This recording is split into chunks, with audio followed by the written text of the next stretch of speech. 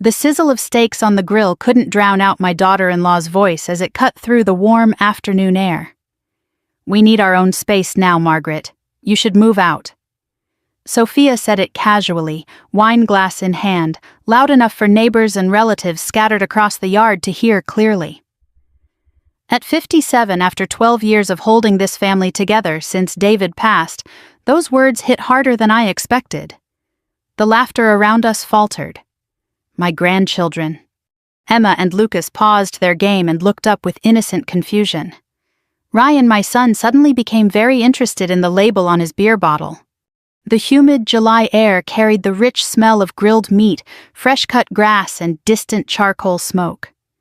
I stood at the grill in the backyard of the house I had paid for and maintained for over a decade, my hands tightening around the metal tongs. I could feel the eyes on me, old friends, cousins, the couple from across the street, all pretending to focus on their plates while the awkward silence stretched. Sophia continued with a light shrug as if she were suggesting something perfectly reasonable. "It's not personal. We're a young family. We just need a little privacy, you know." I set the tongs down slowly, the metal clinking against the grill. Heat rose in my cheeks that had nothing to do with the flames. For 9 long months I had been quietly preparing viewing houses, signing papers on a modest townhouse, with a wraparound porch, slowly moving my finances so everything would be ready when the time came. I had hoped I wouldn't need it. I had told myself that staying was still an act of love. But Sophia's public announcement wasn't the start of the fire.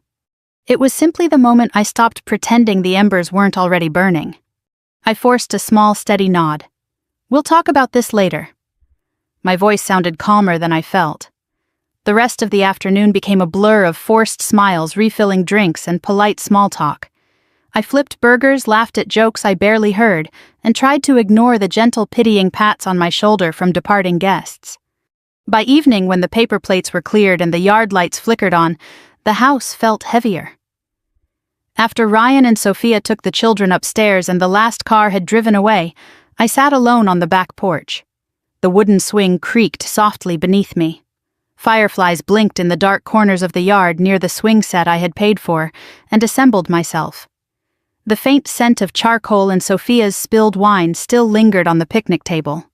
That night, I finally admitted to myself what I had known deep down for months.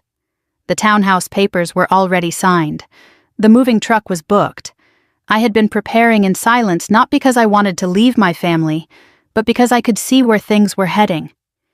Sophia's words at the barbecue didn't create the decision. They simply blew on the quiet doubts I had been carrying for too long. For the first time, I stopped lying to myself that staying was the only way to show love. I looked out into the darkened yard and felt a strange mixture of sadness and clarity. 12 years of being the steady one, the reliable one, the safety net. Tonight, something inside me finally shifted. I still loved them. But I was ready to love myself too. The following morning, I woke with a quiet resolve. For 9 months, I had prepared in silence, hoping I would never need to use those plans. After the barbecue, I no longer had the luxury of waiting. I sent a carefully worded email to both Ryan and Sophia before they left for work. "I've decided to move out. I've found a place of my own. Over the next 10 days, I will be transferring all financial responsibilities to you. This includes the mortgage utilities, both car payments, insurance, and grocery support. I love you both, but it's time for us to live separately. I hope you understand." I hit send, then began packing. Not in anger, but with steady hands. Clothes, David's photographs, my mother's china, a few favorite books, and the comfortable reading chair I had bought years ago. 2 trips with a rented SUV were enough. By late afternoon, I locked the front door of the only home I had known since David's passing and drove away. My new townhouse welcomed me with warm afternoon light streaming through tall windows onto pale hardwood floors. The wraparound porch overlooked a quiet street lined with mature trees. The air inside smelled of fresh paint and lemon cleaner. I set the first box down in the kitchen and stood still for a long moment, simply breathing. No background noise of Sophia's television, no Ryan calling out for clean shirts, no little feet running through the halls expecting snacks. Just peaceful stillness. I made a cup of coffee exactly the way I liked it, and sat at the kitchen island. The weight I had carried for 12 years felt lighter already. I wasn't running away. I was finally choosing to stop standing still. The first calls came that evening. Ryan's name lit up my phone. I answered. "Mom, what is this email?" "You can't be serious," he said, voice tight with disbelief. "I'm very serious, Ryan. I've given you 10 days. That's more than fair. The mortgage payment I've been making for years will stop after that. Everything else, too." Sophia's voice joined in on speaker. "This is because of what I said at the barbecue, isn't it, Margaret? We have children. You're really going to do this to us." I closed my eyes for a second, feeling the familiar pull to soften. "I've been helping for 12 years, Sophia. I paid for that house long after their father was gone. I've covered cars, insurance, groceries, everything. You told me in front of our entire neighborhood that I should move out. I'm respecting your wish. Now it's time for you to stand on your own." There was a heavy silence on the line. Ryan finally spoke quieter this time. "We didn't think you'd actually leave." "I know," I replied gently. "That was part of the problem." I ended the call and stepped onto my new porch. The evening air was cool and carried the faint scent of someone else's barbecue a few houses down. For the first time in years, it didn't twist something inside my chest.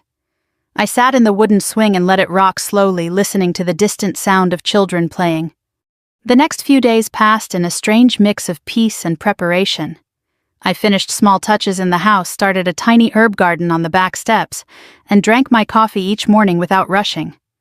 On the 8th day, I completed the transfers. The mortgage payment stopped. Utilities were removed from my accounts. Car payments, insurance, everything shifted. My phone stayed mostly quiet until the 10th day arrived. Then the messages came faster. "Ryan." The power just went off. "Did you really do this, Sophia? The kids are scared. We're sitting in the dark." "Ryan." "Mom, please, we need more time," I replied to both with the same calm message I gave you 10 days' notice. "I love you, but I can't carry this family forever. It's time." That night I slept deeply in my own bed. No creaking stairs at midnight, no early morning demands.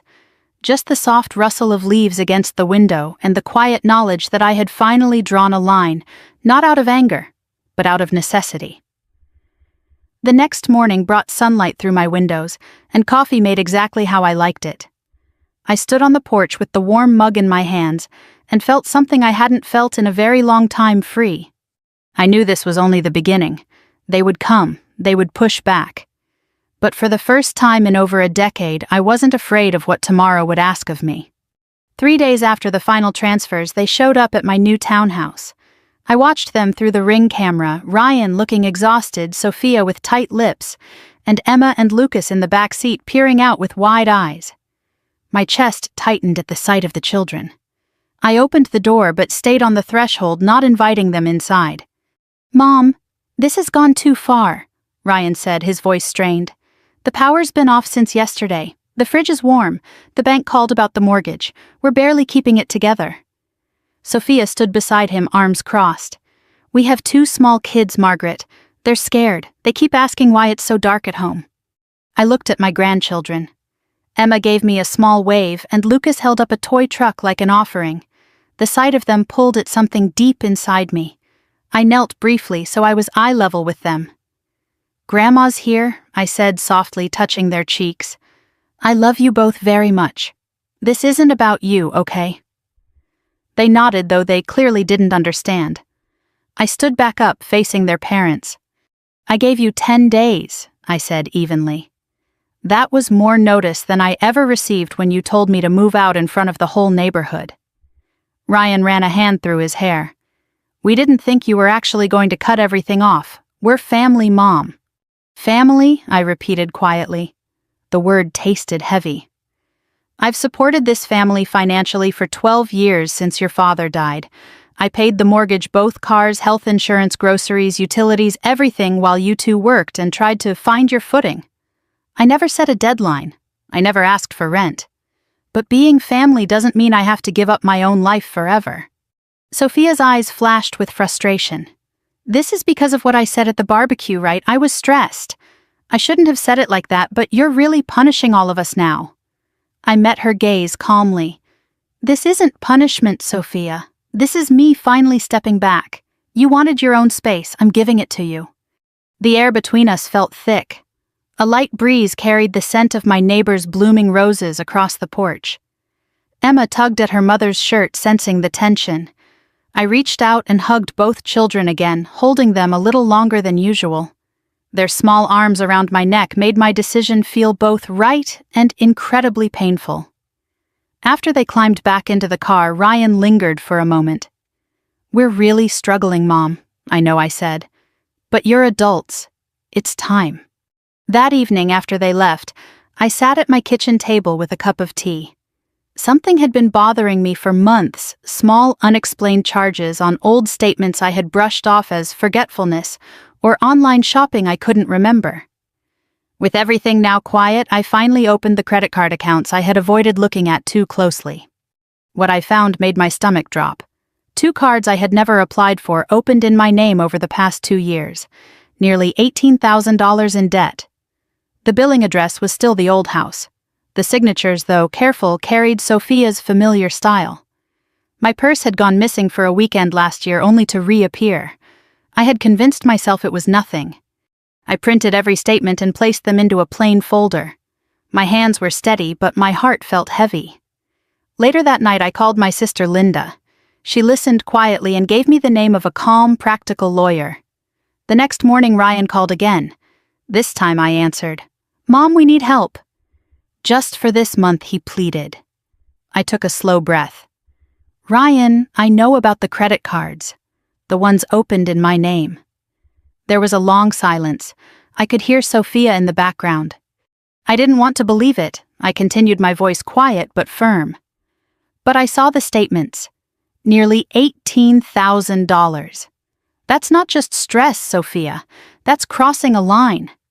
Sophia's voice came through shaky. It was only supposed to be temporary. We were going to pay it back. You used my name without asking, I said. After everything I've given, that hurts more than you know. Ryan tried to speak, but I cut him off gently. I'm not going to make this worse for the children. But I won't fix this for you either. You need to figure it out. Both of you. I ended the call and stepped outside onto the porch. The morning sun felt warm on my face. I watered the small herb garden I had started, the damp soil cool beneath my fingers. The ache in my chest was real, but so was the growing sense of freedom. They had wanted space, now they had it, and I was finally learning how to live in mine. The public pressure began the following weekend. I was sitting on my porch with morning coffee when my phone started buzzing with notifications. Sophia had posted a long message on Facebook. Some people you trust and support for years suddenly turn their back when you need them. After everything we've been through as a family, we might lose our home. The kids are scared and asking why everything is dark. Pray for us during this difficult time. She included a photo of Emma and Lucas sitting on the couch with flashlights. No names, of course, but the message was clear to everyone who knew us. Comments flooded in quickly, prayers, offers of help, and sharp words about family who abandoned their own blood. A few mutual friends messaged me privately asking if I was okay. I replied simply that I was fine and left it at that. The post stung, but I refused to answer publicly. I had learned long ago that engaging in that arena rarely helped. Ryan brought the children over 2 days later. This time he came alone with Emma and Lucas. The moment I opened the door, Emma ran into my arms. "Grandma, why is the house dark? Mommy said you're mad at us," she whispered against my shoulder. My heart clenched. I hugged her tightly, then picked up Lucas, who buried his face in my neck. "Grandma is not mad at you, sweetheart. Not at all. Sometimes grown-ups have to work out their own problems. But I love you both more than anything." I let them play in my small backyard while Ryan stood awkwardly on the porch. The afternoon sun filtered through the trees, casting soft patterns on the grass. I could hear the children laughing as they discovered my new herb garden. "Mom, this is getting out of hand," Ryan said quietly. "The bank sent a past due notice. They're talking about foreclosure in a few weeks if we don't catch up. Sophia's been crying every night." I watched Emma carefully water the basil plants I had just planted. I gave you 10 days' notice, Ryan. I've supported that house for 12 years. You both knew this day might come. He looked down at his shoes.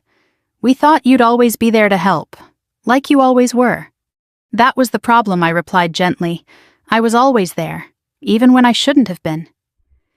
Before he left, I hugged the children again longer than usual. Lucas held onto my leg and asked if he could sleep over soon. I told him we would plan something special, just the three of us. Watching them drive away hurt more than any argument with their parents. 2 evenings later, all three of them returned. This time they stood together on my porch as the sun was setting. The sky glowed soft orange and pink, a peaceful contrast to the tension in the air. Ryan spoke first, his voice tired. Mom, we got the official letter today. 45 days until possible foreclosure.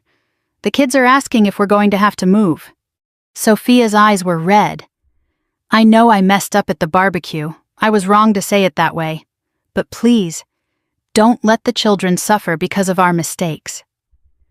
I stepped outside and closed the door behind me. The wooden porch boards were warm beneath my bare feet. I don't want the children to suffer. That's why I'm doing this. They need to see their parents learn how to stand on their own feet. I've carried this family long enough. Ryan's jaw tightened. What about the credit cards? We're trying to fix that too. I hope you do, I said calmly. Because using my name without permission wasn't just a mistake, it was a betrayal. I'm not going to punish you further, but I'm also not going to clean up the mess for you. Sophia looked away, shame flickering across her face for the first time. The jasmine on the trellis beside the porch released its sweet evening scent, reminding me that life continued even in difficult moments. Emma peeked from behind her father. Grandma, are you coming home soon? I knelt down and brushed hair from her forehead. This is my home now, sweetheart. But you can always visit. We'll have special days together, I promise. After they left, I sat on the porch swing for a long time as darkness settled. The ache of seeing my grandchildren caught in the middle was real, but so was my conviction. I had spent years believing that love meant never saying no. Tonight I understood that real love sometimes requires exactly that. The Facebook posts continued for several more days, growing more emotional. But something was shifting. The comments became more mixed as a few people began asking for the full story. I stayed silent. My peace was no longer up for public debate. Inside my quiet townhouse, I made a simple dinner, watered my garden, and read by the window. For the first time in many years, the evenings belonged to me. The weight on my shoulders had lightened, even if my heart still carried the complicated love only a mother and grandmother could understand. 2 weeks later, on a quiet Tuesday evening, Ryan and Sophia returned alone. The children stayed in the car with tablets, the glow lighting their small faces. I stepped onto the porch as the last light of day painted the sky in soft pinks and oranges. The air was cool and carried the gentle scent of my blooming jasmine. Ryan looked worn, but steadier. Sophia's usual sharpness had softened into exhaustion. They stopped at the bottom of the porch steps. We refinanced the house, Ryan said. Higher interest rate, but we got it done. I picked up extra shifts and Sophia started a part-time job in the evenings. We sold 1 car. It's tight, but we're making the payments now. I nodded slowly, feeling a mix of relief and sadness. I'm glad you found a way. Sophia looked up at me, her eyes tired but clearer. I was wrong, Margaret. What I said at the barbecue, and the credit cards. I was stressed and scared. I took advantage of you. I'm sorry, truly. Her apology landed differently this time. It wasn't perfect, but it felt honest. I took a slow breath. Thank you for saying that. It means something. But sorry doesn't undo 12 years of carrying the load. I've loved you both by supporting you. Now I have to love you by letting you stand on your own feet. Ryan glanced back at the car. The kids keep asking about you. They miss you. I miss them too, I said, my voice softening. They're always welcome here. We can plan special weekends and afternoons together. But the financial support is over. I'm 57. I still have life left to live, and I need to live it for myself now. We stood in silence for a moment. The porch swing creaked gently in the breeze. For the first time, neither of them argued or tried to guilt me. Ryan simply nodded, and Sophia offered a small, tired smile. They didn't stay long. Before leaving, they let the children come up for hugs. Emma held me extra tight and whispered, "Can we have a sleepover soon?" Lucas pressed a crayon drawing of my new house into my hand. I'd love that I told them, kissing their foreheads, "Grandma's door is always open for you." After they drove away, I sat on the porch swing for a long time. The neighborhood grew quiet around me. I thought about David and smiled softly. He would have been proud, not because I was harsh, but because I finally chose myself after years of putting everyone else first. The next few days felt different. I woke up to peaceful mornings drinking coffee on the porch while watching the sun rise. I finished unpacking, joined a local gardening group, and started taking long walks in the evenings. I even signed up for a watercolor class at the community center, something I had wanted to do for years but never had the time or energy for. The house felt like mine in a way the old one never quite had. At 57, I realized I wasn't starting over. I was finally beginning the life I had put on hold. The folder of documents still sat on my desk, a quiet reminder of the boundaries I had drawn. I hadn't needed to use it aggressively. The truth once faced had done most of the work. I no longer felt anger toward Ryan and Sophia. I felt hope that they would grow from this. And more importantly, I felt a deep, quiet peace with myself. If you've listened to my story all the way through, thank you.